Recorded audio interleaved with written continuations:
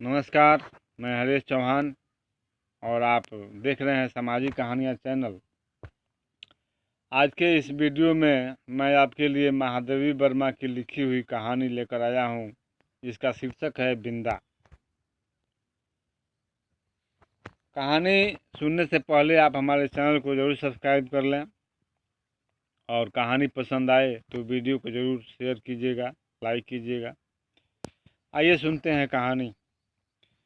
बिंदा मेरी उस समय की बाल सखी थी जब मैंने जीवन और मृत्यु का अमिट अंतर नहीं जाना था।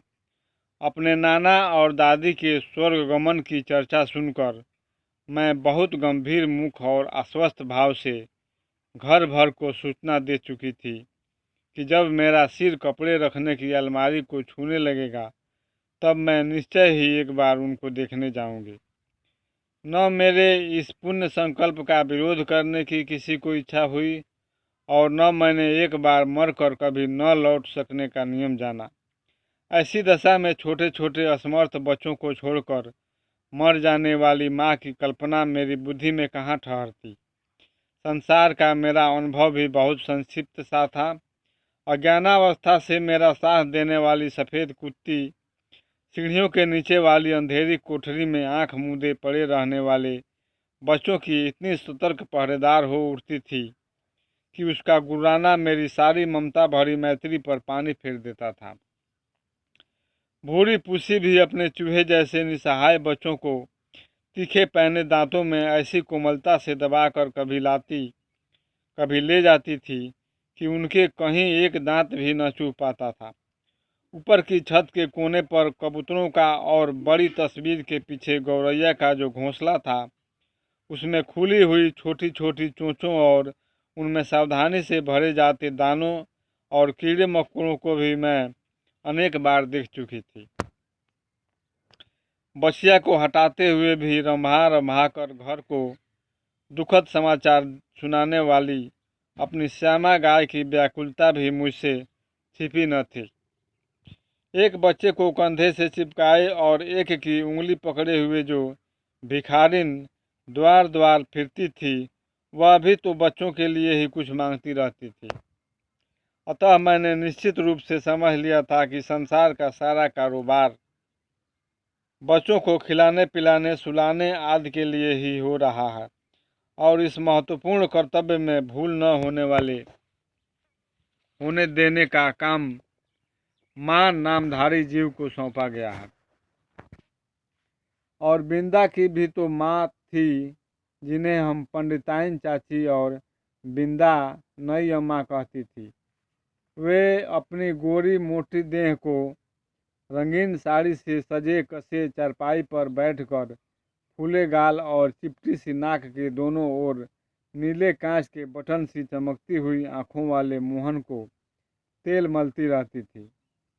उनकी विशेष कारीगरी से संवारी पाटियों के बीच में लाल स्याही की मोटी लकीर सा सिंदूर, उन्नीदी सी आंखों में काले डोरे के समान लगने वाले काजल, चमकीले कर्णफूल, गले की माला, नगदार रंग बिरंगी चूड़ियाँ और घुंघरूदार बिछुए मुझे बहुत भाते थे, क्योंकि यह सब अलंकार उन्हें मेरी गुड़िया की समानता देते थे। यह सब तो ठीक था, पर उनका व्यवहार विचित्र सा जान पड़ता था।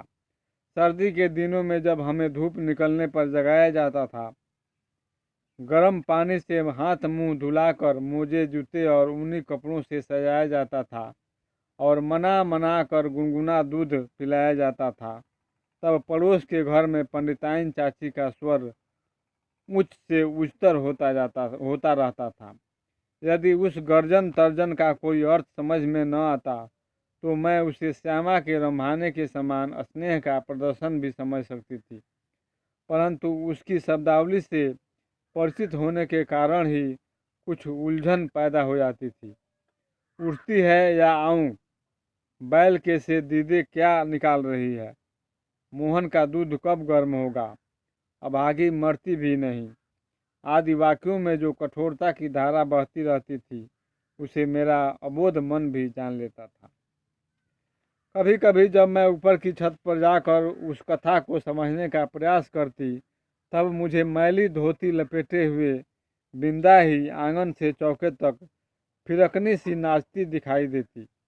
उसका कभी झाड़ू देना, कभी आग जलाना, कभी आंगन के नल से कलसी में पानी लाना, कभी नई अम्मा को दूध का कटोरा देते जाना मुझे बाजीगर के तमाशे जैसा लगता था, क्योंकि मेरे लिए तो वे सब कार्य असंभव से थे।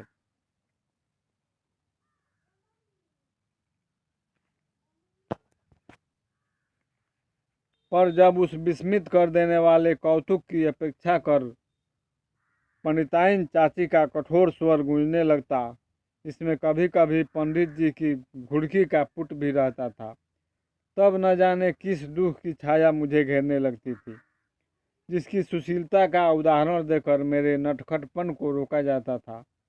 वहीं बिंदा घर में चुपके चुपके कौन सा नटखटपन करती रहती है, इसे बहुत प्रयत्न करके भी मैं न समझ पाती थी।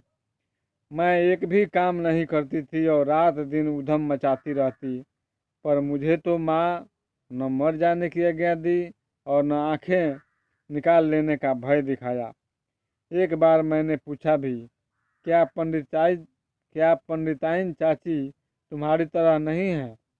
माँ ने मेरी बात का अर्थ कितना समझा यह तो पता नहीं, पर उनके संक्षिप्त हैं से न बिंदा की समस्या का समाधान हो सका और न मेरी उलझन सुलझ पाई। बिंदा मुझसे कुछ बड़ी ही रही होगी, परंतु उसका नाटापन देखकर ऐसा लगता था मानो किसी ने ऊपर से दबाकर उसे कुछ छोटा कर दिया हो। उसके दुबले हाथ पैर न जाने किस अज्ञात भय से सन रहते थे।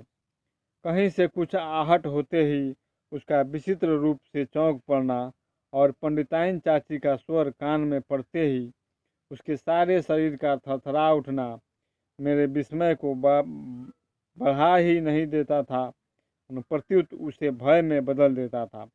बिंदा की आंखें तो मुझे पिंजड़े में बंद चिड़िया की याद दिलाती थी।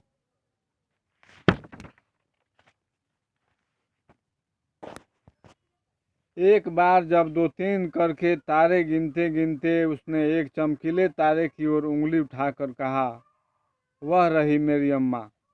तब तो मेरे आश्चर्य का ठिकाना न रहा। क्या सबकी एक अम्मा तारों में होती है और एक घर में?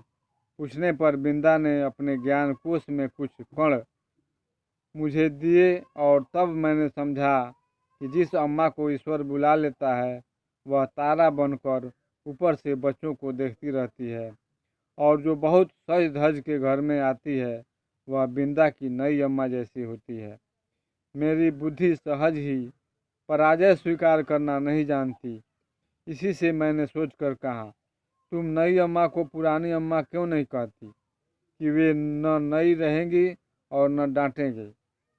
बिंदा को मेरा उपाय कुछ जचा नहीं, क्योंकि वह तो अपनी पुरानी अम्मा को खुली पालकी में लेट कर जाते और नई को बंद पालकी में बैठकर आते देख चुकी थी।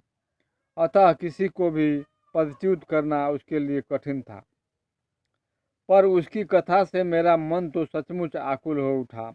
अतः उसी रात को मैंने माँ से बहुत अनुनय विनय पूर्वक कहा, तुम कभी तारा न बनना, चाहे भगवान कितना ही चमकीला तारा बनावे।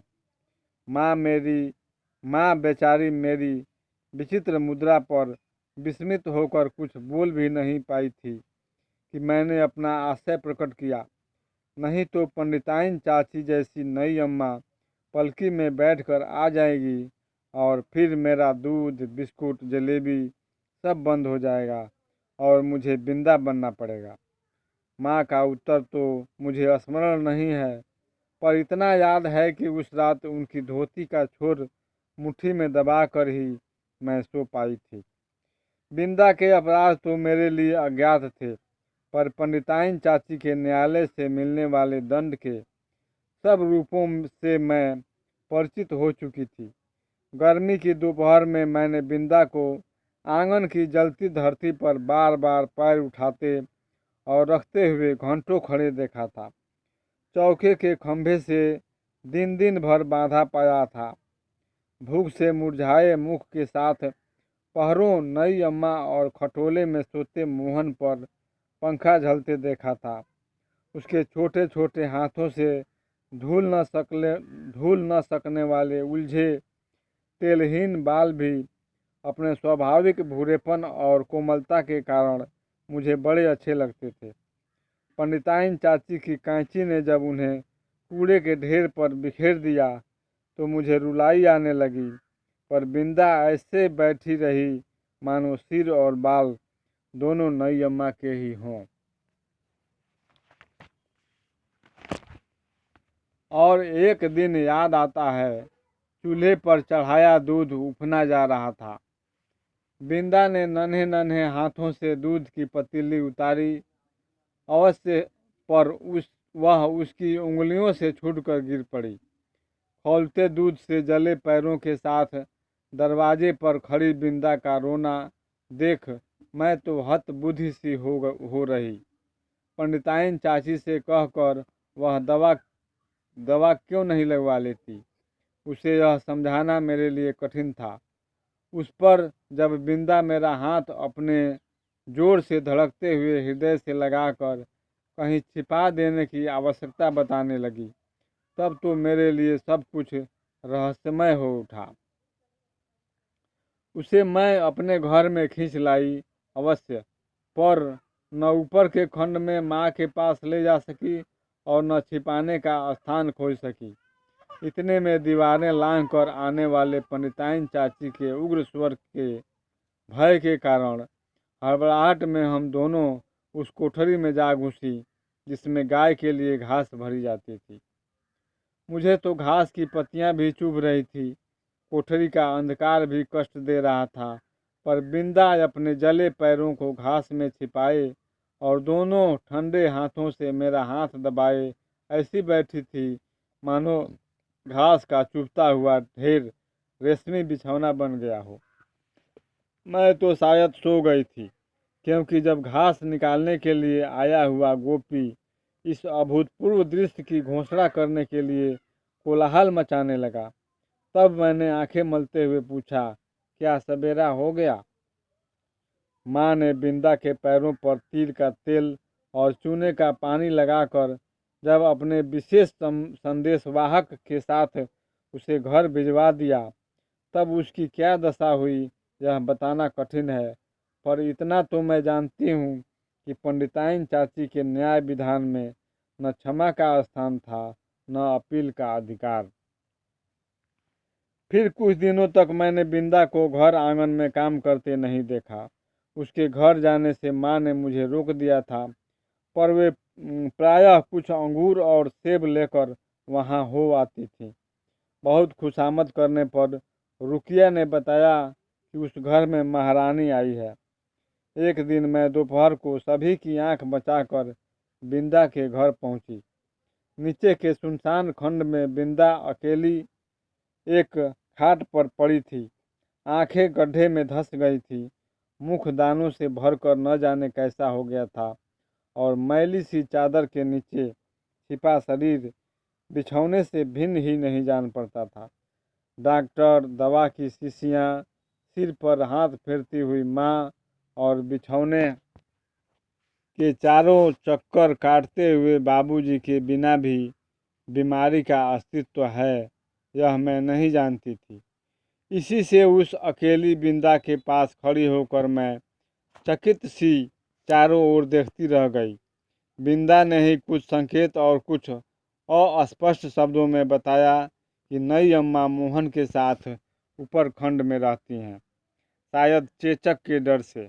सवेरे शाम बरौनी आकर उसका काम कर जाती हैं।